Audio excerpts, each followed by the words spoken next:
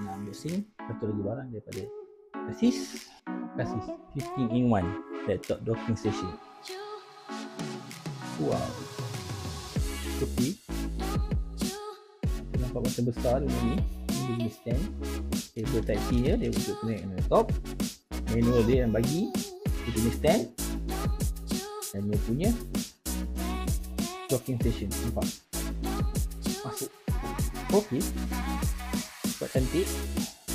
Dia stand macam ni. Okey, kita boleh connect dengan laptop tu. Kita connectkan semua kabel-kabelnya masuk ke sini dan satu saja kabel masuk ke laptop. Lagi cantik, lagi kemas.